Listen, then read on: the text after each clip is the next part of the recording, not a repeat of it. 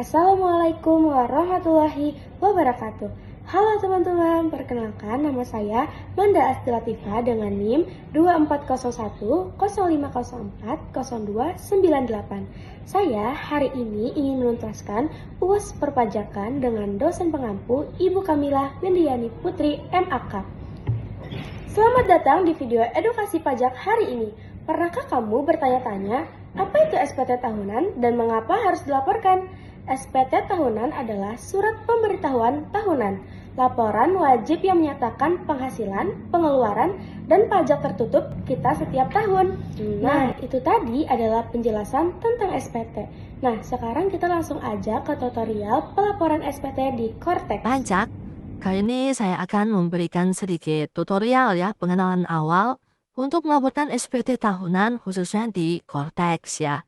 Jadi teman-teman itu nanti akan terbuka periode Januari sampai Desember ya untuk laporan SPT tahunan untuk wajib pajak orang pribadi. Nah, kali ini kita mau bahas yang wajib pajak orang pribadi dulu ya. Menunya langsung saja teman-teman dari buka Cortex dulu ya pertama kali, nggak usah impersonate karena ini orang pribadi. Jadi langsung ke menu SPT seperti ini, kemudian ke SPT. Nah, kemudian nanti di depan akan tampilannya seperti ini teman-teman. Nah, kemudian kalian tinggal buat konsep saja. Terus nanti pilih PPH orang pribadi, kemudian lanjut, dan pilih SPT tahunan. Nah, di sini nanti akan muncul periode untuk Januari sampai Desember teman-teman. Ini hanya contoh saja, Agustus sampai Juli. Kemudian nanti pilih jenis SPT, kemudian pilihnya normal ya, karena baru pertama kali buat SPT tahunan 2025. Kemudian kita buat konsep SPT dan setelah itu dia nanti akan muncul di konsep. Nah, setelah muncul di sini, kita tinggal langsung lihat saja sebelah sini. Nah, tampilannya tuh seperti ini teman-teman. Sangat berbeda dengan tampilan di DJP online ya. Jadi ini pengenalannya, ini bagian induk. Kemudian di sini nanti akan terisi lampiran-lampiran. Jadi pengisian SPT tahunan di Cortex ya, itu melalui induk terlebih dahulu ya. Kemudian setelah induk, kita isi lampiran-lampiran yang dibutuhkan. Nah, ini ada bagian header, yaitu bagian tahun pajaknya, kita lihat saja. Nah, kemudian ini metode pembukuan, kita pilih. Ini dalam hal ini saya mencontohkan PP orang pribadi dengan pekerjaan sebagai pegawai ya, artinya memiliki bukti potong A1 atau A2 ya. Kita katakan misalnya pencatatan, kemudian sumber penghasilan dari pekerjaannya teman-teman ya. Kalau misalnya teman-teman nanti mau isi yang kegiatan usaha silakan dicek saja. Kemudian pekerjaan silakan atau pekerjaan bebas. Jadi ini menentukan nanti formulir apa yang kita pakai ya. Nah, dalam hal ini saya isi yang pekerjaan saja yang paling umum ya. Tapi nanti kemungkinan akan saya contohkan juga untuk yang kegiatan usaha dan pekerjaan bebas ya. Nah, seperti ini untuk yang pekerjaan. Kemudian di sini ada identitas wajib pajak sudah terpopulated ya. Nah, di sini nanti juga akan terisi ya. Di sini juga harusnya nanti bisa kita pilih ya teman-teman ya. Nah, ini masih dikunci karena ini masih contoh saja. Nah, di bagian B ada ikhtisar penghasilan neto.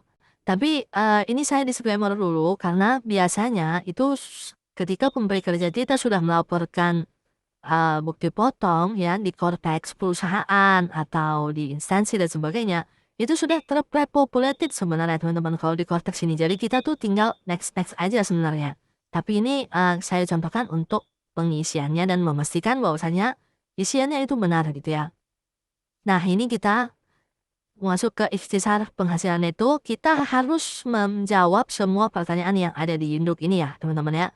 Yang pertama, apakah Anda menerima penghasilan dalam negeri dari pekerjaan ya? Contohnya iya. Nah, dia langsung melakukan iya, silakan mengisi lampiran 1 bagian D. Ya. Teman-teman, saya sarankan ya, ini ada 2 cara. Kalian bisa langsung ke lampiran 1 di atas bagian D seperti ini. Kalian langsung ke bagian D. Bisa langsung diisi ya supaya tidak lupa. Nah, ini kita cari bagian D. Nah, ini. Langsung diisi saja bisa. Atau kalian mau jawab dulu semua pertanyaannya. Nah, ini kita jawab aja dulu ya. Nah, kemudian nomor 1B1, apakah Anda menerima penghasilan dalam negeri dari usaha dan atau pekerjaan bebas? Dalam hal ini tidak ya teman-teman ya. Tapi kalau dijawab ya, dia akan disuruh untuk mengisi jumlah pajak yang dapat diasur atau ditunda pembayarannya. Nah, dalam hal ini tidak ya. Nah, kemudian apakah Anda menerima penghasilan dalam negeri lainnya? Anggap saja tidak ya teman-teman, karena saya mengisi PPHUP khusus dari satu pemberi kerja atau sebagai karyawan swasta, pegawai negeri, TNI, atau Polri ya teman-teman ya. Nah, kemudian apakah Anda menerima penghasilan luar negeri? Anggap saja tidak ya. Nah, kemudian ini langsung ke perhitungan pajak terutang. Nah, apakah terdapat pengurangan penghasilan neto? Ya biasanya kalau misalnya ada bayar zakat ya, ini tekan ya aja, kemudian nanti diisi lampirannya. Dalam hal ini saya tidak ada ya teman-teman ya. Kemudian nanti di sini akan terpopulatir juga otomatis terisi penghasilan tidak kena pajak. Di sini mengisi status TK0 ya. Tapi ini diisi sesuai dengan bukti potong yang kita dapat masing-masing. Apakah terdapat pengurangan PPh terutang? Kita katakan tidak. Kemudian kita lanjut ke kredit pajak. Apakah terdapat yang telah dipotong pihak lain? Nah, ini biasanya iya ya. Kalau misalnya ada, kalau enggak, tidak. Oke. Kemudian angsuran PPh pasal 25, kita kosongin saja. Biasanya ini emang tidak ada ya kalau karyawan swasta atau pegawai negeri atau TNI Polri. Kemudian ini apakah menerima pengembalian kredit PPh yang telah dikreditkan? Tidak saja. Kemudian di sini langsung ada PPh kurang lebih bayar, ini terpopulated semuanya ya. Nah, ini jika Anda pembetulan, di sini nanti akan terisi. Kemudian nanti di sini akan ada secara otomatis pengembalian PPh lebih bayar ya. Nanti kita pilih rekening bank. Kemudian nanti kita pilih ya untuk PPh lebih bayarnya untuk direstitusikan dengan pengembalian pendahuluan atau restitusi biasa. Nah, kemudian sini angsuran PPh pasal 25 tidak harus diisi juga apakah Anda hanya menerima penghasilan teratur dan berkewajiban membayar angsuran PPh 25 tahun pajak berikutnya? Tidak. Kemudian ini rata-rata tidak ya, karena ini mengenai angsuran PPh pasal 25. Untuk karyawan biasanya tidak ada.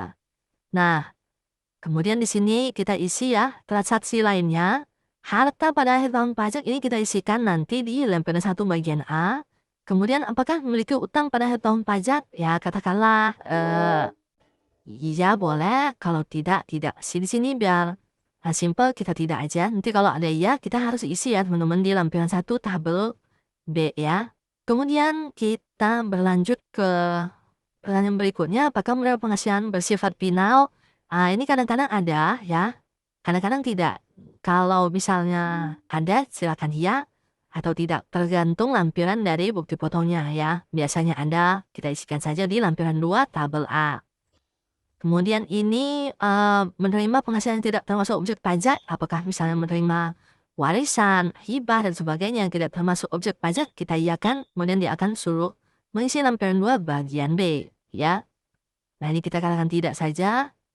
Apakah melaporkan biaya penyusutan? Tidak, dan ini menerima dividen, bisa jadi Anda ya, kalau main saham, kalau ya, pilih nanti melaporkan realisasi investasi secara terpisah ya. Nah, ini tidak aja. Kemudian kita lanjut ke lampiran tambahan ya, laporan keuangan jelas tidak ada. Bukti pembayaran zakat tidak ada karena di atas tidak kita checklist. Kemudian bukti pemotongan juga ini tidak bisa dipilih karena di atas sudah tidak ada. Surat kuasa hanya untuk seperti kertas ini tidak aja. Kemudian dokumen lainnya tidak ada. Nah, saatnya kita balik lagi ke atas untuk mengisi lampirannya. Nah, caranya kita langsung melihat ini nih pertanyaan pertama. Silakan mengisi lampiran 1 bagian D. Berarti kita langsung aja teman-teman ke lampiran 1. Terus kita scroll ke bagian D ya.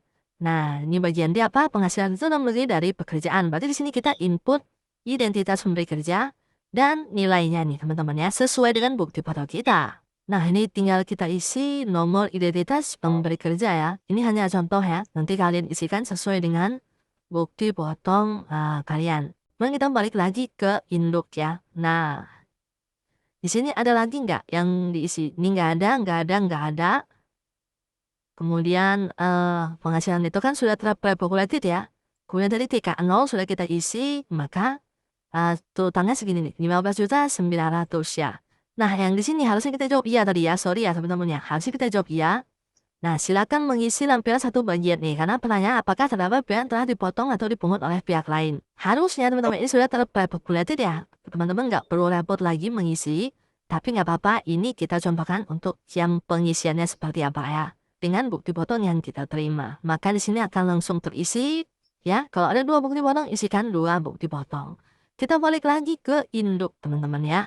Nah, di sini juga akan terpopulated. Nah, di sini kan sudah ada ya. Nah, kemudian kita lihat lagi apa saja yang harus kita isi. Di sini tidak ada, tidak ada semua ya. Nah, oke ya. Nah, ini harusnya sebenarnya ya bisa kita langsung simpan konsep. Tapi ya, yang namanya SP tahunan kita juga harus melihat nih yang lain yang harus diisi di lampiran 1 ya. Nah, harta harus ada isi. Kalau enggak nanti enggak akan bisa dikirim ya. Oke, ini kas setara kas kita tambah deskripsi uang turun tabungan katakan.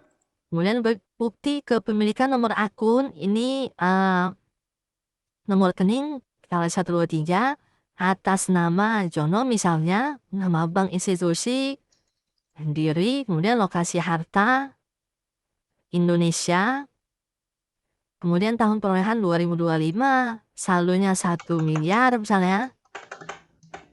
Oke, kemudian keterangan harta PPS atau investasi PPS, ini tidak usah diisi kalau tidak ada pilihan di antara dua ini ya. Kemudian kita simpan dan langsung terisi di kas dan setara kas ya. Kemudian tinggal checklist ya dan kita simpan konsep dulu saja. Sudah sukses, kemudian kita bayar dan lapor ya. Nah, kira-kira seperti itu teman-teman untuk pelaporan SPT tahunan orang pribadi, khususnya ini contohnya yang karyawan dengan 1 pemberi kerja. Mudah-mudahan membantu. Assalamualaikum warahmatullahi wabarakatuh.